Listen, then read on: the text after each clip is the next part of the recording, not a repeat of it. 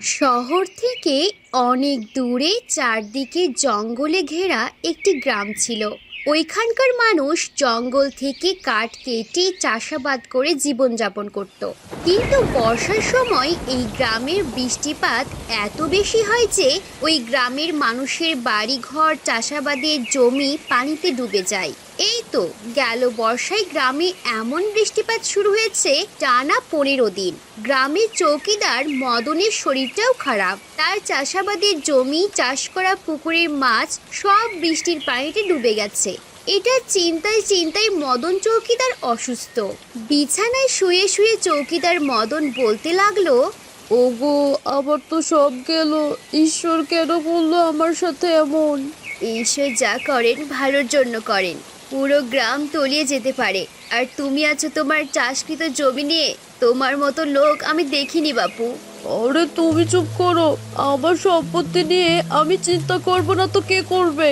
আর তুমি এখান থেকে যাও। আচ্ছা, আমি চলে যাচ্ছি। আর একটা কথা শোনো, জীবনে চৌকিদারি করে তো কিছুই করতে পারো নাই, শুধু মানুষের জায়গা জমি জোরপূর্বক দখল করেছো। এই বাড়ি যদি তোমার দাদা করে না দিত, আমরা আজ বন্যার পানিতে ভেসে যেতাম। ঈশ্বর ওনাকে স্বর্গ দান করুক। আর হ্যাঁ, দেখবে তুমি মরলে তোমার আত্মা শান্তি পাবে না। আরে যাও, আমার শান্তি লাগবে না। এরপর মদন চৌকিদারের স্ত্রী ওই স্থান ত্যাগ করলো। বন্যার পানিতে পুরো গ্রাম ডুবে গেল। এর মধ্যে চৌকিদার মদনের অবস্থা দিন দিন খারাপ হতে লাগলো। হঠাৎ একদিন খবর পাওয়া গেল চৌকিদার মদন মারা গেছে। এর মধ্যে গ্রামের বন্যার পানি কিছুটা কমে গেল। চৌকিদার মৃত্যুর খবর পুরো গ্রামে ছড়িয়ে পড়লো। অনেকজন দেখতেও আসলো। গ্রামের মানুষ অনেকটা খুশি এই দুষ্টু চৌকিদারের মৃত্যুতে। অতঃপর তাকে শ্মশান ঘাটে নেওয়ার জন্য প্রস্তুত করা হলো। এরই মধ্যে একজন এসে বলতে লাগলো, বাবুগান, শ্মশান ঘাটে তো পানি উঠে গেছে। ওইখানে শ্মশান কার্য কিভাবে করবেন? আরে ওইখানে একবার নিয়ে যাই, পরে কিছু একটা করা যাবে। আর এভাবে তো আর ফেলে রাখা যাবে না, তাই না? আচ্ছা, নৌকার ব্যবস্থা করো। একবার এখান থেকে নৌকা করে নিয়ে যাই। আচ্ছা ঠিক আছে বাবু। অতঃপর নৌকার ব্যবস্থা করা হলো। কৃষ্ণ ও আরো কয়েকজন মিলে নৌকা করে শ্মশান ঘাটের উদ্দেশ্যে রওনা হলো। বলে রাখা ভালো, শ্মশান ঘাট এই গ্রামের শেষ পর্যায়ে একটি পুকুর পাড়ের পাশে। গ্রামে একটি মাত্র শ্মশান ঘাট আছে। কিছু সময় পর তারা শ্মশান ঘাটে এসে পৌঁছালো। এই সময় চেলা বলতে লাগলো, বাবু দেখেছেন কত জল? এই জলের মধ্যে শ্মশান কার্য কিভাবে সম্পন্ন করব? আসলেই তো, এখন কি করা যায়? হঠাৎ আকাশে বিদ্যুৎ চমকাতে লাগলো। বাতাস অনেক গতিবেগ বাড়তে লাগলো। মুহূর্তের মধ্যেই আকাশ কালো হয়ে গেল। বাবু, আকাশ থেকে তো আবার মনে হয় বৃষ্টি নামবে। এখন কি করব? বৃষ্টি আসলে তো নৌকায় করে আনা লাকড়িগুলো ভিজে যাবে। এখন চৌকিদার সাহেবের লাশটা কিভাবে শ্মশান কার্য শুরু করব? একটা কাজ করো, আকাশের অবস্থা যেহেতু খারাপ, বাবুর লাশটা পানিতে ভাসিয়ে দাও। বাবু, এটা কি ঠিক হবে? তাহলে তো চৌকিদার সাহেবের আত্মা শান্তি পাবে না। আরে আগে যে আমাদের ঠাকুমা বলতো শুনোনি, যে বন্যা হলে আগে মানুষের শ্মশান কার্য পানিতে করত। এখন কোনো কথা না, তাড়াতাড়ি লাশটা উঠিয়ে পানিতে ভাসিয়ে দাও। আচ্ছা বাবু, আপনি যা বলবেন। অতঃপর চেলা এবং কৃষ্ণ মিলে তারা চৌকিদার সাহেবের লাশটাকে ভাসিয়ে দেয়। অতঃপর কৃষ্ণ বলতে লাগলো, এই কথা কাউকে বলবে না যে আমরা বন্যার পানিতে বাবুর দেহ ভাসিয়ে দিয়েছি। আচ্ছা ঠিক আছে। অতঃপর তারা সবাই নৌকা নিয়ে আবার চলে আসে। গ্রামের বন্যার পানি নেমে গেল। সবই ঠিকঠাক চলছে। গ্রামের মানুষ আবার সুন্দরভাবে জীবনযাপন করছে। একদিন রাত্রিবেলা শহর থেকে চৌকিদার সাহেবের মেয়ে জামাই আসছে। অন্ধকার রাত, জঙ্গল ও শ্মশানঘাট পেরিয়ে গ্রামের ভিতরে ঢুকতে হবে। জামাই হাঁটতে হাঁটতে বলতে লাগলো, এই কারণে শ্বশুরবাড়ি আসতে চায় না। কেন যে এই জায়গায় বিবাহ করতে গেলাম ঈশ্বরই জানে। কি অন্ধকার রে বাবা, যদি আমার ঘাড় মটকাই দেয়। হে ঈশ্বর, রক্ষা করো। এসব বলতে বলতে জামাই এগোচ্ছে। চারদিকে অন্ধকার। হঠাৎ আকাশে বিদ্যুৎ চমকাতে লাগলো। জামাই ভয়ে কুপোকাত, তাও হাঁটতে হাঁটতে জঙ্গল পেরিয়ে আসলো। জঙ্গল পেরিয়ে আরেকটু হাঁটতেই শ্মশান ঘাটে এসে পৌঁছালো। জামাই বলতে লাগলো, হঠাৎ এক অদ্ভুত আওয়াজ তার কানে এসে পৌঁছালো। আজ আবার অমাবস্যার রাত, চারদিকে শিয়ালের ডাক, এক ভয়ঙ্কর পরিবেশ। কে কে এটা কিসের আওয়াজ? না, আমি মনে হয় ভুল শুনেছি। হে ঈশ্বর, রক্ষা করো। এই কান ধরলাম, জীবনে আর এই শ্বশুর বাড়িতে আসবো না। অতঃপর জামাই আবার হাঁটতে শুরু করলো। হাঁটতে হাঁটতে যখনই শ্মশান অতিক্রম করলো, ঠিক পেছন থেকে তাকে কেউ ডাকতে লাগলো। ও জামাই, দাঁড়াও। আওয়াজ শুনে জামাই ভয় পেয়ে গেল এবং এক জায়গায় দাঁড়িয়ে রইল। মনে মনে ভাবতে লাগলো, কে আমাকে ডাক দিল? কণ্ঠটা তো বেশ চেনা চেনা লাগছে। অতঃপর পেছন ফিরে তাকাতেই দেখতে পেল তার শ্বশুর মশাইকে, যা দেখে তিনি অবাক হয়েছেন। অতঃপর জামাই বলতে লাগলো, বাবু, আপনি এই রাতে এখানে? আরে, আমি তোমাকে এগোতে এসেছিলাম। অন্ধকার রাত, তুমি একা একা আসবে, যদি কোনো বিপদ হয়, তাই আর কি তোমাকে এগোতে এলাম। ও আচ্ছা, তাহলে চলুন। কিন্তু আপনি জানলেন কিভাবে আমি এখানে আসছি? আমি তো কাউকে বলিনি যে আমি আসবো। জামাই, আমরা তো বাবারা অনেক সময় অনেক খবর না বলেও জেনে যায়। এখন চলো তো জামাই। আচ্ছা, তুমি কি আত্মায় বিশ্বাস করো? আরে বাবু, এগুলো বলবেন না। আমি আত্মাকে অনেক ভয় পাই। আপনি হাসছেন কেন? না না, এমনি। চলো। তো বাবু, আপনার শরীর কেমন আছে? আমার আর শরীর, কত আগেই মরে গেলাম। কি বলছেন এসব বাবু? ও না না, আমি ভালো আছি। অতঃপর জামাই হাঁটতে হাঁটতে চৌকিদারের বাড়ির সামনে পৌঁছে গেল। তখনই জামাই বলতে লাগলো, বাবু, তাহলে অবশেষে চলে এলাম। কি ভয় পেলাম আসার সময়, ঈশ্বর রক্ষা করেছে। বাবু, আপনি কিছু বলছেন না কেন? অতঃপর পেছন ফিরে তাকাতেই দেখতে পেল পেছনে কেউ নেই, যা জামাইকে রীতিমতো অবাক করে। অতঃপর জামাই চৌকিদার বাড়িতে প্রবেশ করে। খাওয়া দাওয়া শেষ করে কিছু সময় শুয়ে রইলেন এবং তার চৌকিদার সাহেবের কথা ভাবতে লাগলো। এমন সময় রুমের ভেতর চৌকিদারের ছেলে কৃষ্ণ প্রবেশ করলো। আরে জামাই বাবু, যে কি খবর, কেমন আছেন? আর কখনই বা আসলেন? এই তো ভালো আছি, এই তো কিছুক্ষণ আগে আসলাম। তো এই অমাবস্যার রাতে জঙ্গলের মধ্যে দিয়ে একা একা কিভাবে আসলেন? ভয় করেনি আপনার? ভয়? হ্যাঁ, করেছে। ঈশ্বরের নাম নিয়ে চলে এসেছি। কিন্তু শ্মশান ঘাটে তো নাকি অমাবস্যার রাতে মৃত আত্মা জেগে ওঠে। তো আপনাকে কি কোনো আত্মা দেখা দিয়েছে? কি আত্মা? না না, আত্মা পাত্তা কোথায় থেকে আসবে? আরে, চৌকিদার সাহেব তো আমাকে বাড়ি পর্যন্ত নিয়ে এলেন। ভাগ্যি শুনে এসেছিলেন, না হলে তো আমি ভয়ে ওই জায়গাতেই মরে যেতাম। জামাইয়ের মুখে এই কথা শুনে কৃষ্ণ কিছুটা ভয় পেয়ে গেলেন এবং বলতে লাগলো, জামাই বাবু, চৌকিদার বাবু তো অনেক আগেই মারা গেছে। আপনাকে জানানো হয়নি, কেননা ওনাকে তো আপনি অনেক ভালোবাসতেন, তাই। কি? মারা গেছে? চৌকিদার বাবুর আত্মা তাহলে আমাকে নিয়ে আসলো? তাহলে কি? হ্যাঁ জামাই বাবু, আত্মা। ওরে ঈশ্বর, রক্ষা করো। জামাই বাবু, আপনি আজ প্রাণে বেঁচে গেলেন। আচ্ছা, আমি এখন যাই, আপনিও ঘুমান। অতঃপর পুরো বাড়ির লোকজন গভীর ঘুমে আচ্ছন্ন, কিন্তু জামাইয়ের চোখে ঘুম নেই। সে বিছানায় ছটফট করতে লাগলো ভয়ে। হঠাৎ এক ভয়ঙ্কর শব্দ জামাইয়ের কানে এলো এবং এটা শুনে জামাই বলতে লাগলো, এই আওয়াজটি আমি আরো একবার শুনেছি। কোথায় যেন? ও হ্যাঁ, মনে পড়েছে, শ্মশান ঘাটে। ও ঈশ্বর, রক্ষা করো।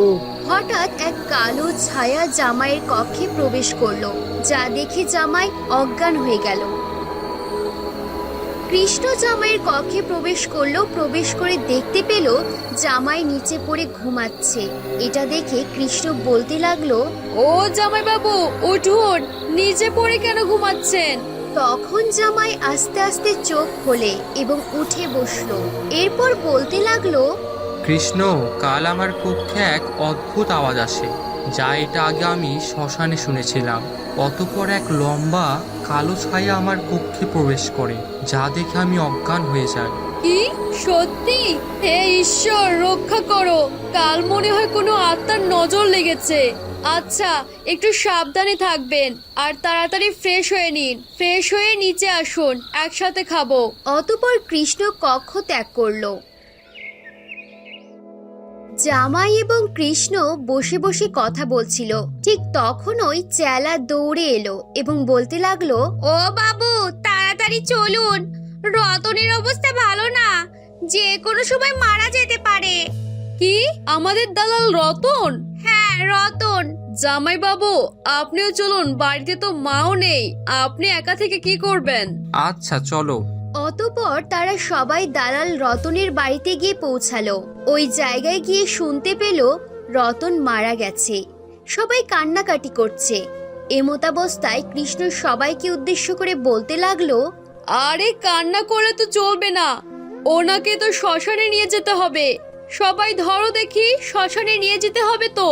অতঃপর সবাই মিলে শ্মশানের দিকে গেল। শ্মশানের পাশে অনেক পুরানো এক আম গাছ রয়েছে। গাছটির বয়স কম না হলেও 100 বছর হবে। এখানে বসবাস করে চৌকিদারের আত্মা। চৌকিদারের আত্মা বসে আছে এবং দেখছে শ্মশান কার্য। এরই মধ্যে সবাই শ্মশান কার্য শেষ করে যে যার মতো করে ফিরছে। এমন সময় জামাই কৃষ্ণকে উদ্দেশ্য করে বলতে লাগলো, কাল আসার সময় এই জায়গায় আমার সাথে চৌকিদার বাবুর দেখা হয়েছে। আরে জামাই বাবু, এইসব কথা এখানে বলবেন না, চলুন। অতঃপর তারা শ্মশান ঘাট থেকে ফিরে এলো। কাল গরুর দুধ বেশি করে নিয়ে যেতে হবে, বুঝলি চালা? বাজারে দুধের কদর বেড়েছে। আর আজ আমাদের দালাল রতনও মারা গেল। সামনে গরু কেনার সময় আরেক দালালকে নিয়োগ দিতে হবে। হ্যাঁ, কিন্তু কৃষ্ণ বাবু, আমার কেন ভয় করছে জানেন? আমার মনে হচ্ছে আমি কিছুদিনের মধ্যে মারা যাব। আরে চেলা, কি সব পাগলের মতো কথা বলছিস? তোর বয়সই বা কি হয়েছে? অলক্ষণের কথা বলিস না তো। যা, গরুর জন্য শ্মশান ঘাটের পাশে জমি থেকে ঘাস কেটে আন। আচ্ছা বাবু, আপনি যা বলবেন। অতঃপর চেলা একটা চাকু ও ঝুড়ি নিয়ে শ্মশান ঘাটের দিকে রওনা হলো। কিছু সময় হাঁটার পর পৌঁছে গেল। আহা, চৌকিদার বাবু কত হতভাগা, না পেল ছেলের হাতের আগুন, না পেল সম্পত্তি ভোগ করতে। দেহটা মনে হয় হিংস্র জন্তু জানোয়ার খেয়ে ফেলেছে। আর তার সাথে হরই কথা, মানুষের উপর যে নির্যাতন করেছে। অতঃপর চেলা ঘাস কাটায় মনোযোগ দিল।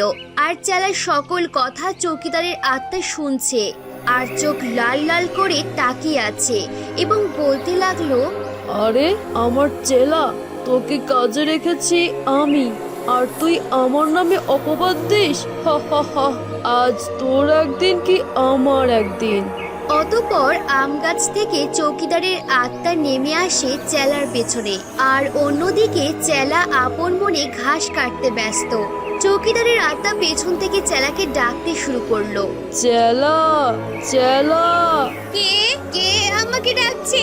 কণ্ঠটা তো চেনা চেনা লাগছে। আরে আমি রে, আমি চৌকিদার সাহেব। হা হা হা হা হা। চৌকিদার বাবু, ওরে সর্বভূত। আরে ভয় পাস না, পেছনে তাকা। অতঃপর ভয়ে ভয়ে চেলা পিছনে তাকালো। তাকাতেই চৌকিদারের ভয়ঙ্কর চেহারা দেখে চিৎকার করতে লাগলো, ওরে ভূত রে, আমাকে কিছু করো না। হা হা হা হা হা। তোকে কিছুই করব না, শুধু তোকে জীবিত অবস্থায় শ্মশান কার্য শুরু করব। তোকে জীবিত রেখে চিতায় আগুন দেব। হা হা হা হা। না বাবু, আমাকে মেরো না। কিন্তু চৌকিদারের আত্মা তার কথা শুনলো না। এরপর চেলাকে তার অলৌকিক শক্তি দিয়ে বেঁধে ফেলে এবং একটা চিতা তৈরি করে তার উপর শুয়ে দিয়ে আগুন ধরিয়ে দেয়। চেলা ছটফট করতে করতে মারা যায়। আমার নামে খারাপ কথা বলিস? তোদের জন্য আমার আত্মা এই ইহকাল থেকে মুক্তি পাচ্ছে না। যতদিন মুক্তি না পাবে ততদিন এই গ্রামের মানুষকে শান্তিতে থাকতে দেব না। হা হা হা হা। ওরে বাপ রে বাপ, ওগো ঈশ্বর, রক্ষা করো, এ আত্মা থেকে আমাদের বাঁচাও। এক্ষুনি সব গিয়ে কৃষ্ণকে বলতে হবে, না হলে এই বাবুর আত্মা পুরো গ্রামের মানুষকে শান্তিতে বাঁচতে দিবে না। জামাই বাড়ির উদ্দেশ্যে দৌড় দিল। এক দৌড়ে চৌকিদার বাড়িতে গিয়ে উঠল এবং হাঁপাতে হাঁপাতে বলতে লাগলো, ও কৃষ্ণ, কোথায় তুমি? তাড়াতাড়ি বের হও, তাড়াতাড়ি বের হও, বিপদ, অনেক বড় বিপদ। আরে জামাই বাবু, কি হয়েছে? শান্ত হন, আপনাকে তো স্বাভাবিক মনে হচ্ছে না। কি হয়েছে? রুম থেকে চৌকিদার সাহেবের স্ত্রী পানি হাতে বের হয়ে বলতে লাগলো, এই নাও পানি খাও। কি হয়েছে তোমার? তুমি এসেছো শুনে আমি রাজকোট থেকে তাড়াতাড়ি চলে এসেছি। চেলা আছে না, ওকে চৌকিদার বাবু জীবিত শ্মশান কার্য করে ফেলেছে। আরে জামাই, কি সব আবল তাবল বলছো? চৌকিদার সাহেব তো কত আগে মারা গেছে। মা তুমি থামো তো, সব কথা জামাই বাবুকে বলতে দাও। অতঃপর জামাই যা যা দেখেছে সকল কথা খুলে বলল। এরপর কৃষ্ণ বলতে লাগলো, ওরে ঈশ্বর, তাহলে তো অনেক বিপদ। আমার বাবুর আত্মা তাহলে এখনো মুক্তি পায়নি। হায় ঈশ্বর, রক্ষা করো, এসব কি শুনছি? এই কথা পুরো গ্রামে জানিয়ে দাও যে রাত্রে বেলা কেউ যাতে ঘর থেকে না বের হয়, বের হলে প্রাণের ঝুঁকি আছে। কৃষ্ণর কথা মতো পুরো গ্রামে জানিয়ে দেওয়া হলো। গ্রামের মানুষ ভয়ে জীবনযাপন করছে। হঠাৎ একদিন রাতে আজ গ্রামের দিকে যেতে হবে, মানুষকে ভয় দেখাতে হবে, না হলে আমার আত্মা মুক্তি পাবে না। অতঃপর গ্রামে গিয়ে মানুষকে ভয় দেখাতে শুরু করলো। যত দিন যাচ্ছে তত চৌকিদারের আত্মা ভয়ঙ্কর হয়ে উঠেছে। কৃষ্ণ, কিছু একটা করতে হবে। চৌকিদার বাবুর আত্মার মুক্তি না দিতে পারলে আমাদের জীবনের ঝুঁকি আছে। এই তো গতকাল নাকি বলরামকে মেরে ফেলেছে। ঠিক বলেছেন জামাই বাবু, কিছু একটা করতে হবে, কিন্তু কি করব? একটা কাজ করো, শ্মশান ঘাটে পূজার আয়োজন করো। আমি পুরোহিতের সাথে কথা বলছি। আর হ্যাঁ, তুমিও আমার সাথে যাবে, বুঝতে পেরেছো? হ্যাঁ আচ্ছা, তাহলে আগে পুরোহিতের কাছে যাওয়া যাক। অতঃপর তারা পুরোহিতের বাড়িতে গেল। ও পুরোহিত মশাই, কোথায় গেলেন? এই তো আসছি, তোমরা ভিতরে এসে বসো। অতঃপর তারা ভিতরে এসে বসলো এবং পুরোহিত মশাইও আসলো এবং বলতে লাগলো, কি হয়েছে কৃষ্ণ? অতঃপর কৃষ্ণ চৌকিদার সাহেবের মারা যাওয়ার ঘটনা সব খুলে বলল। তাকে বন্যার পানিতে ভাসিয়ে দেওয়া এবং তার আত্মা আক্রমণের কথা সব খুলে বলল, যা শুনে রীতিমতো অবাক হয়ে গেল জামাই। এবং অতঃপর পুরোহিত বলতে লাগলো, তাড়াতাড়ি পূজার ব্যবস্থা করো, না হলে আত্মা আরো ক্ষতি করে ফেলতে পারে। আর হ্যাঁ কৃষ্ণ, তুমি বন্যার পানিতে ভাসানোর জন্য যদি তার আত্মার শান্তির জন্য পূজা করতে, তাহলে এসব হতো না। অতঃপর তারা শ্মশান ঘাটে অনেক বড় পূজার আয়োজন করলো এবং গ্রামের সবাই ওই পূজায় অংশগ্রহণ করলো এবং চৌকিদারের আত্মা মুক্তি পেয়ে যায়।